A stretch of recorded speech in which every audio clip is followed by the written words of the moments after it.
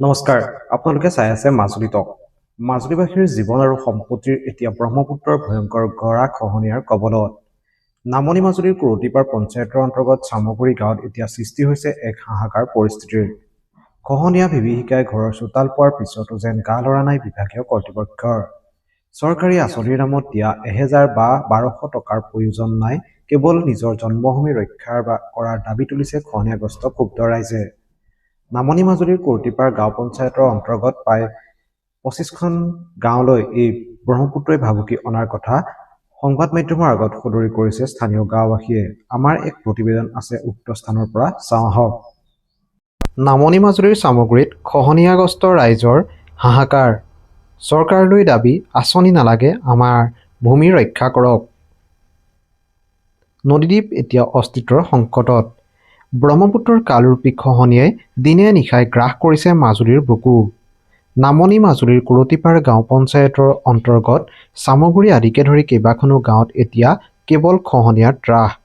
ঘৰ মাটি হেৰুৱাই সৰ্বশান্ত হোৱা ৰাইজৰ দুচকুত এতিয়া নিদ্ৰা নাই।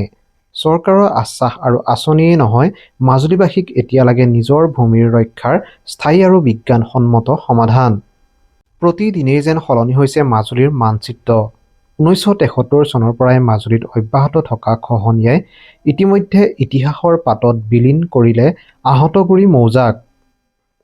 এতিয়া ব্ৰহ্মপুত্ৰৰ নিৰ্মম গ্ৰাসত কমলাবাৰী মৌজা। নামনি মাজুলীৰ কুৰুটিপাৰ গাঁও পঞ্চায়তৰ অন্তৰ্গত বাঘগাঁও, চামগুৰি, মিছামৰা আদিকে ধৰি প্ৰায় 20-25খন গাঁও এতিয়া চৰম ভাবুকিৰ সন্মুখীন।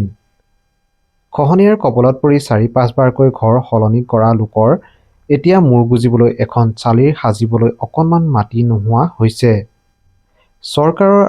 চৰকাৰ আহে আৰু যায়, পৰিদৰ্শনৰ নামত ভেকু ভাওনা হয়, কিন্তু বিজ্ঞানসন্মত প্ৰতিৰোধৰ অভাৱত ৰাইজৰ অৱস্থা এতিয়া শোচনীয়। 1973 চনৰ পৰা মাজুলীত খহনীয়াৰ প্ৰকোপ বেছি হৈ ক্ৰমান্বয়ে খহনীয়া আহি ইতিমধ্যে আমাৰ আহতগুৰি মৌজাটো সম্পূৰ্ণ হিচাপে নিচ্ছিন্ন হৈ গ'ল।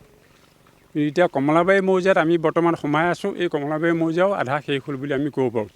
সেই গতিকে বিভিন্ন চৰকাৰ আহিছে, বিভিন্ন চৰকাৰ গৈ আছে, কম বেছি পৰিমাণে তাৰ প্ৰতিৰোধো কৰিছে গৰাখহনীয়া, কিন্তু বিজ্ঞানসন্মতভাৱে নোহোৱাৰ বিনিময়ত আজিলৈকে এই অঞ্চলটোৰ সুৰক্ষাৰ কোনো আমি লক্ষণ দেখা নাই। গতিকে যাই কি নহওক, বৰ্তমান চৰকাৰে জৰিয়তে এই নামনি অঞ্চলত আমাৰ এই কুৰুটিপাৰ গাঁও পঞ্চায়তৰ অন্তৰ্গত এতিয়া 20-25খনমান গাঁৱৰ এই যিটো অৱস্থা, এতিয়ালৈকে আমাৰ গাঁও অনুপাতে 4-5 বাৰলৈকে খহনীয়াত পতিত হৈছে। যিখিনি মানুহে আজিলৈকে চালি এখন দি পেলাই এতিয়া এইটো পৰিৱেশৰ পৰা চালি এখন দিবলৈ জেগা নাই, হয় লুইত নচেত ব্ৰহ্মপুত্ৰত উঠি যোৱাৰ এটা উপক্ৰম হৈছে। গতিকে আমি চৰকাৰক অনুৰোধ জনাইছোঁ যে অতি সোনকালে এই গৰাখহনীয়াটো বিজ্ঞানসন্মতভাৱে কিবা স্থায়ী কোন পদ্ধতিয়ে হয়, ইয়াত নিৰাময় এটা চিন্তা নকৰিলে আৰু অলপ দিনৰ ভিতৰত এইপিনেদি এইটো চেনেল গৈ লুইতত মানে জাহ যাবগৈ। গতিকে এই যিখন আমাৰ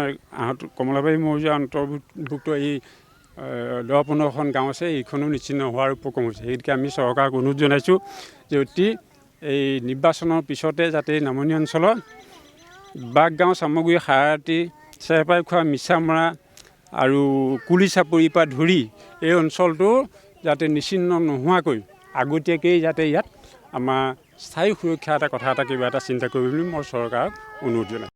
বৰ্তমান চৰকাৰখনে মাজুলীৰ বাবে কিছু কাম কৰিলেও জীৱন মৰণৰ সমস্যা এই গৰাখহনীয়াই ৰোধৰ ক্ষেত্ৰত চৰকাৰ চূড়ান্তভাৱে ব্যৰ্থ হোৱাৰ অভিযোগ তুলিছে ক্ষুব্ধ যুৱ প্ৰজন্মই।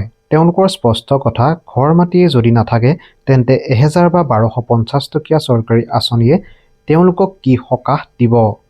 জলসম্পদ মন্ত্ৰী পীযুষ হাজৰিকাক মাজুলীৰ 7 কিলোমিটাৰ জোৰা এই ভয়াৱহ খহনীয়া পৰিদৰ্শন কৰিবলৈ আহ্বান। আমি এইটো নকওঁ চৰকাৰক যাক তাক আমি নকওঁ, চৰকাৰে বহুতখিনি কিছুমান চৰকাৰ আজি এতিয়া বৰ্তমানখন বিজেপি চৰকাৰ হৈ গৈছে, তেখেতসকলেও বহুতখিনি কাম কৰিছে, তাক আমি শলাগ ল'ব লাগিব। অকল আমাৰ খহনীয়াটোৰ ওপৰত কথা ক'লেই নহ'ব, মাজুলীত বহুতখিনি তেনেকুৱা কাম কৰিছে, কিন্তু আমি মাজুলী মানুহখিনিয়ে বিশেষকৈ খহনীয়াৰ ওপৰত বেছি আমাৰ প্ৰভাৱ এই বস্তুটো আমি বিচাৰোঁ। আমাক এতিয়া চাওক, আঁচনিৰ নামত আমাক বহুতখিনি টকা দিছে, কিবা দিছে, আঁচনিয়ে আমাক খহনীয়া ৰক্ষা নকৰেতো। আমাক আঁচনিও নালাগে, মাজুলীবাসীয়ে আঁচনি নিবিচাৰে। মাজুলীবাসীয়ে বিচাৰে আজি চাওক, আমাক 1000কৈ টকা দি যদি আমাক ৰক্ষণাবেক্ষণ দিয়ে, আমাৰ গড়াটো যদি খহি যায় আমি 1000 টকাটোৱে কি কৰিম? আমাক 1250 টকা মাহিলী দিছে। সেইটো আমাক পইচাই মেটাৰ নকৰে, আমাক জেগাটো ৰাখক, ৰক্ষণা দিয়ক।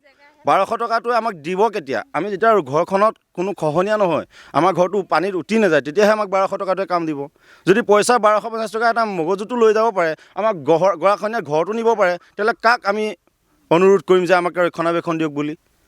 গতিকে জলসম্পদ মন্ত্ৰী মাননীয় পীযুষ হাজৰিকা ডাঙৰীয়াকো অনুৰোধ কৰিছোঁ, আপুনি মাজুলীত আহক, এবাৰ জেগাৰ ঠাইখিনি পৰিদৰ্শন কৰক।